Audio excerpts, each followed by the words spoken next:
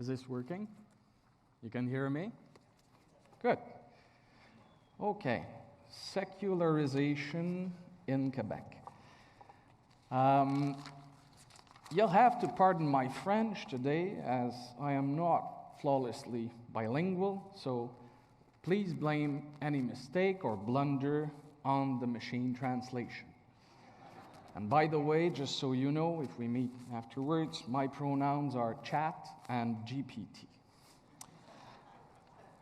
Je tiens à reconnaître que nous nous trouvons aujourd'hui sur un territoire ancestral des rois très chrétiens de France, lequel est maintenant sous l'empire de Sa Majesté le roi du chef du Canada et de l'Ontario, chef suprême de l'Église d'Angleterre, représenté à Ottawa par sa gouverneure générale Mary Simon, une Inuit d'origine québécoise qui ne parle pas français, contrairement à son suzerain britannique. Only in Canada. So now, to the point. The organizers of this summit have kindly invited me to testify on the history and current state of religious freedom in the vast and strange Aboriginal reserve that was first called New France, Nouvelle France, then Province of Quebec, then Lower Canada, then Canada East, then Province of Quebec again, and that will perhaps before long be called the Laurentian Socialist Republic. There is a uniformity and cultural cohesion among French-speaking Quebecers that is not found anywhere else in Canada, at least not on this scale. I would say that our collective behavior is akin to the fluid, instinctive movements of a school of fish rather than a negotiated consensus among a constellation of small, distinct groups. In other words, the history of political institutions in Quebec seems to have been predetermined by, one, the French fact, obviously, and two, the Catholic Church. The wholesale rejection of the Church from the 1960s onwards and the consolidation of collective identity around the sole criterion of language have naturally led to the situation we have today, namely that of a demographically fragile population struggling with a moderate form of obsidional complex, with no really marked religious practices, hostile to monotheisms in general, and to Christianity in particular. Don't expect me, however, to defend here hate mongers like Professor Amir Attaran from Université d'Ottawa or Madame Amira El-Gawabi, the federal envoy on Islamophobia, whatever that means. Nor should you expect me to engage in an exercise in Quebec bashing, for the rest of Canada, sadly, is sliding down the same disastrous slopes as Quebec, only a few years behind. The episodic outbursts of fever from some English-Canadian commentators about the alleged racism of Quebecers seem to me to obscure a much larger phenomenon that I would now like to discuss. So, the elephant in the room. I think everyone here is aware of the Loi sur la laïcité de l'État, the Act on the Laicity of the State, also known as Bill 21. Broadly speaking, this Quebec law prohibits the wearing of religious symbols by government officials in positions of authority. The President and Vice President of the National Assembly, the Législature, l'Assemblée nationale, lawyers and Crown prosecutors, police officers, tribunal commissioners, headmasters, and elementary and secondary or high school teachers, rather. Bill 21 also provides that MLAs and elected municipal officials, as well as public servants in general, including doctors, peace officers, and educational child care providers, must exercise their functions with their face uncovered.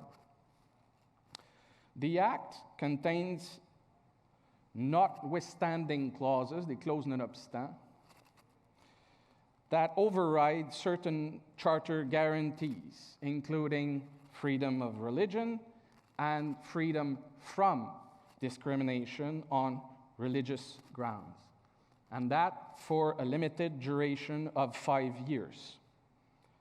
The Honorable Marc-André Blanchard of the Quebec Superior Court issued a landmark judgment in 2021. For those who are interested, it is at least 350 pages. It's only in French, so it makes for a very interesting reading, however, and I hope it will be translated soon. The citation is HAK, H-A-K, versus the Attorney General of Quebec, 2021, QCCS 1466. The judgment upholds the constitutional validity of Bill 21 with the exception of certain specific sections that primarily affected English school boards and certain democratic rights. Note that no church or Christian association intervened in the judicial debate before the Superior Court, which I would describe as a true dereliction of duty. The case is currently under appeal, and we can expect it to go all the way to the Supreme Court of Canada within the next few years. To understand how we arrived at this point, let me go back to the origins. The intensive settlement of New France began in earnest in the 1650s with the help of human resources of the Catholic Church. It was religious orders that organized the settlement of new populations on the territory.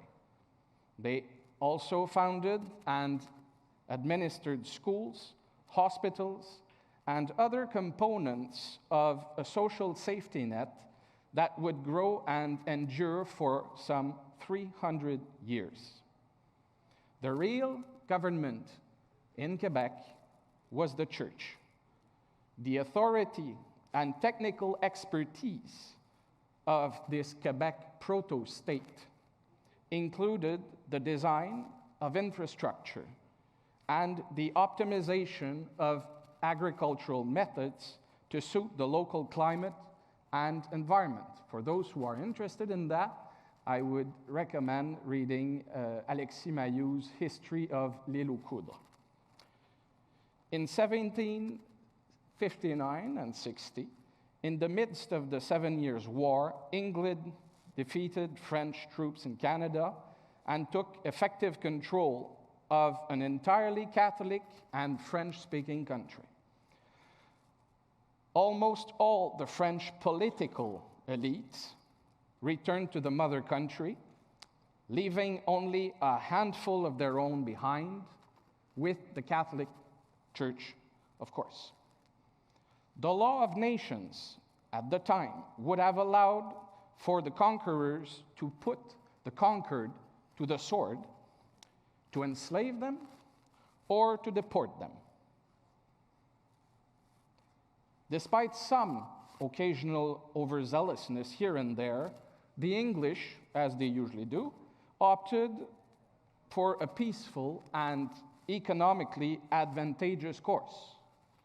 They chose the Catholic Church as their main interlocutor, promising religious and linguistic freedom for French Canadians in exchange for the continued obedience of French Canadians, again, to the English crown. This pact was scrupulously respected until the middle of the 20th century. French Canadians, going back to the 1700s, and often the English when they were concerned, entrusted the resolution of a large number of civil disputes to the arbitration of notaries rather than to the royal courts. The French legal tradition was thus temporarily shielded or sheltered from the influence of the common law.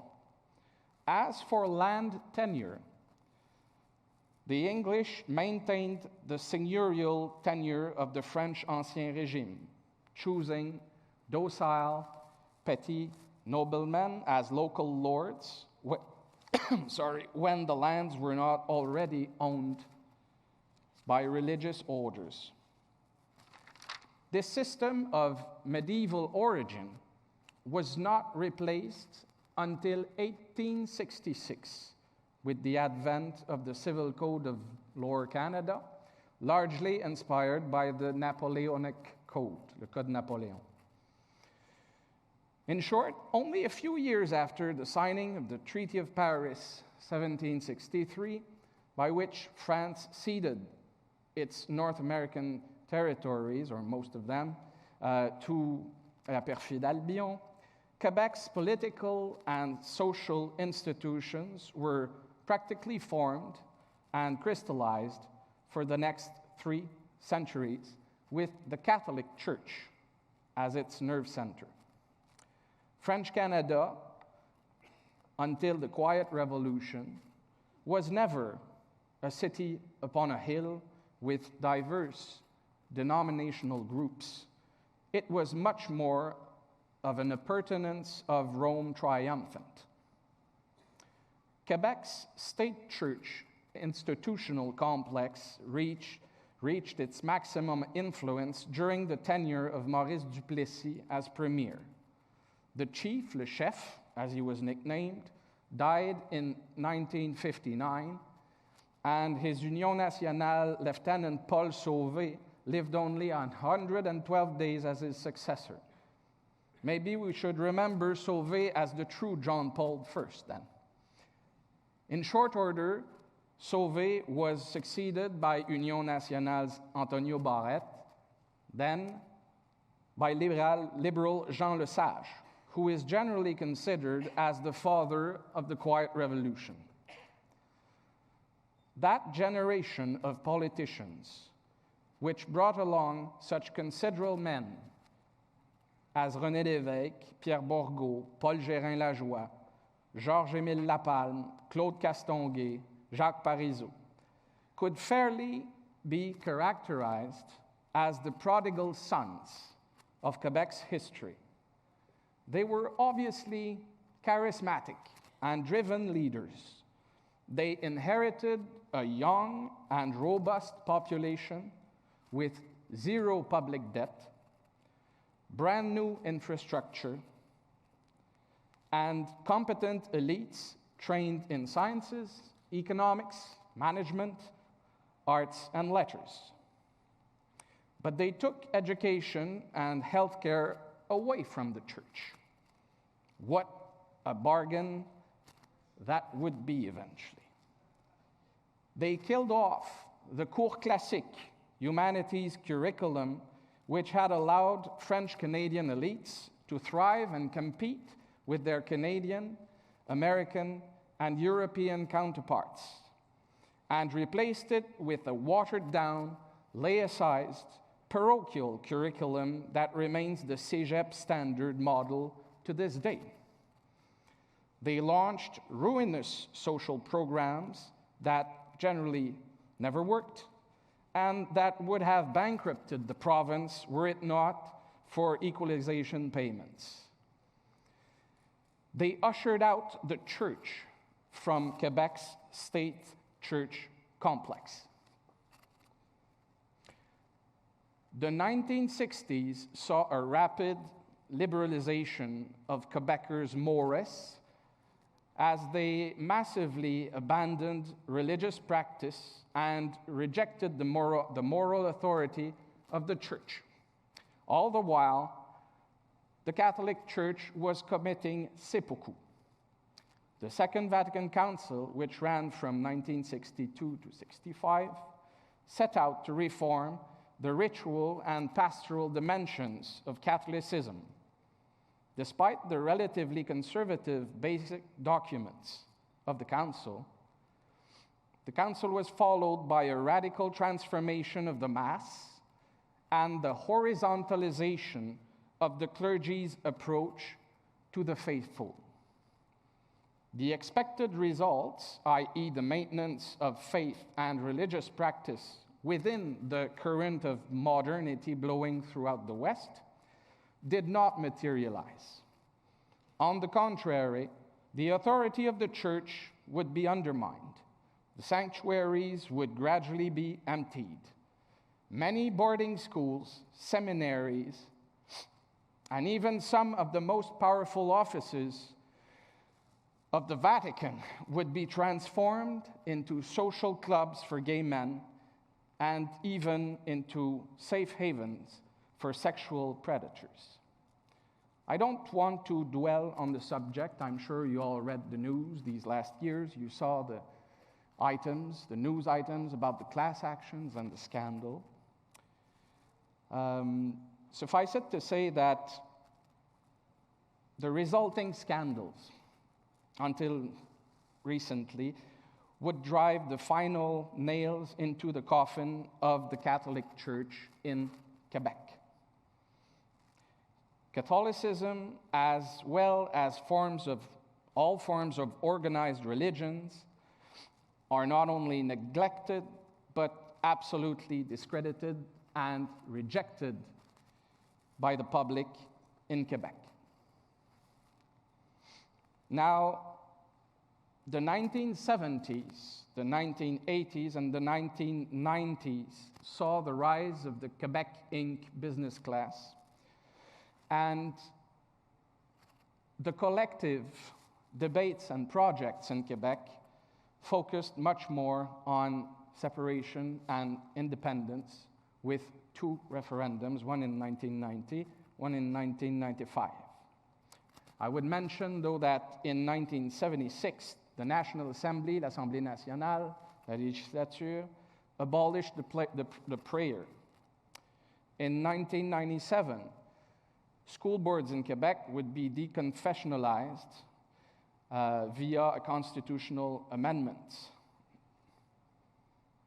It was only in the early 2000s that religious got back into the spotlight, with the 9/11 events and the media stoking the fear of Islam, not only in Quebec, but in the rest of the Western world, as we know.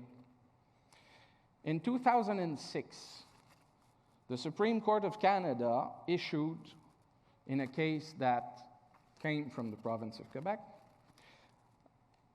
a judgment where it determined the criterion of reasonable accommodations. I think we're all fairly acquainted with that concept nowadays. So it was the story of a young man in high school who wore a kirpan, a symbolic dagger, sheathed and sealed, and worn under his clothes. The school board had adopted a policy banning all weapons, including knives, and there was a challenge under the charter pertaining to freedom of religion.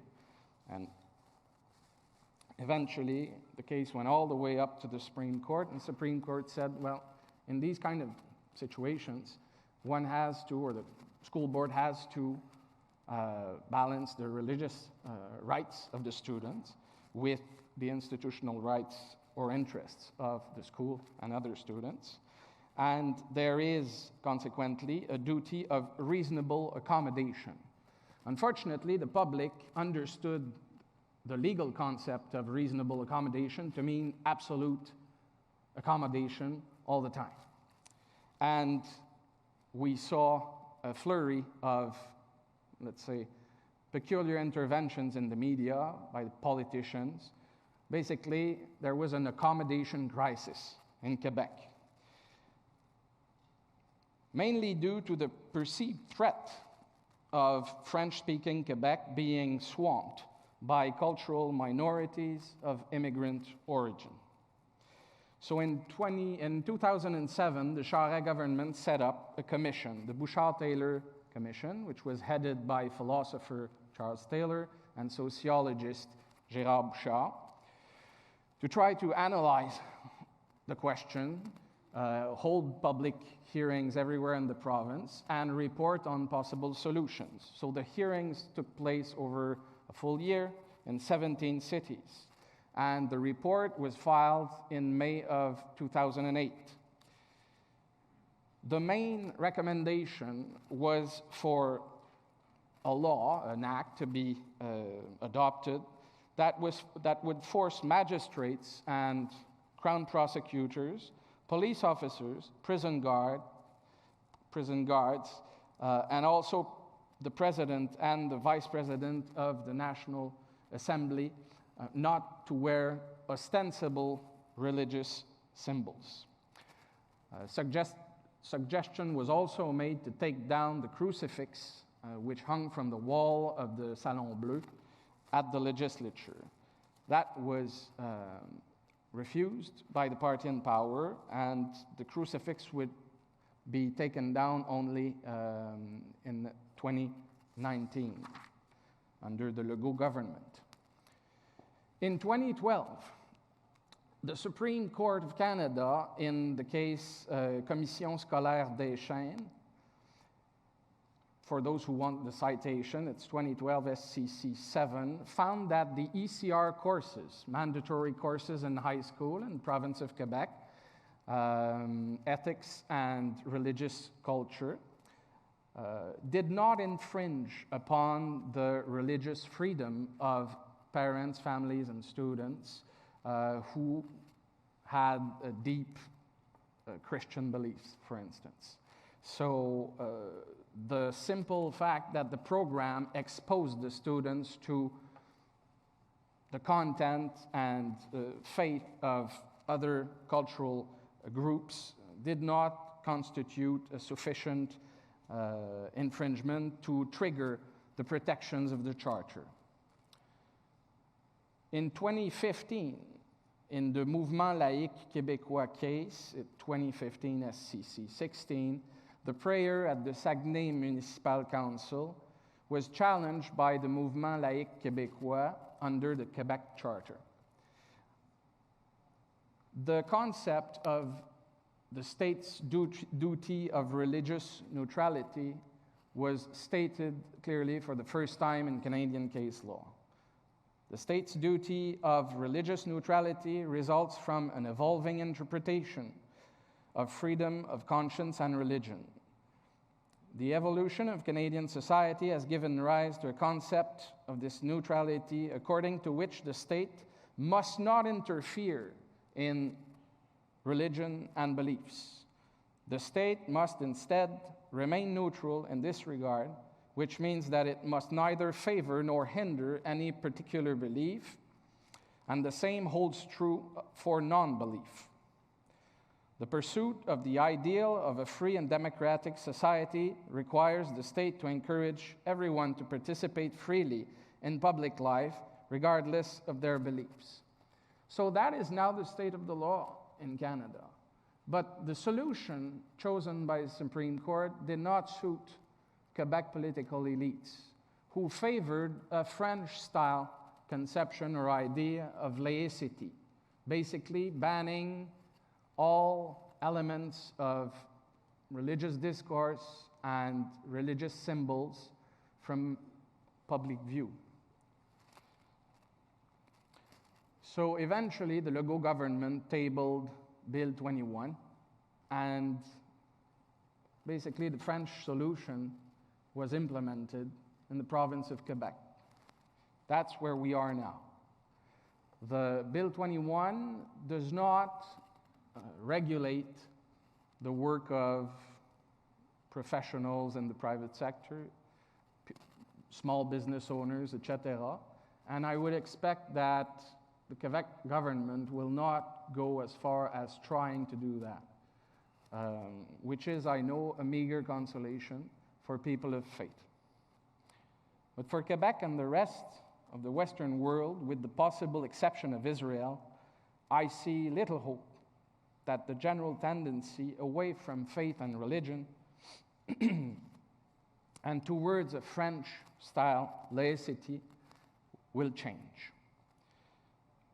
Of course, we should place our hope into Christ and be witnesses to Christ. And personally, if I may venture a suggestion, I think Rod Dreher was right in proning the Benedict option. So at some point, in order to keep, let's say, a decent possibility of life and freedom for people of faith, it might be interesting or preferable for Christians to concentrate in some geographical areas and to take over local institutions as much as possible. And eventually, of course, there will be elections. The sunset clause in Bill 21 will eventually take effect. Things can change on that front. And we should use all the rights we still have under the Charter to launch court cases against unjust laws, obviously. So with that, I thank you for your attention.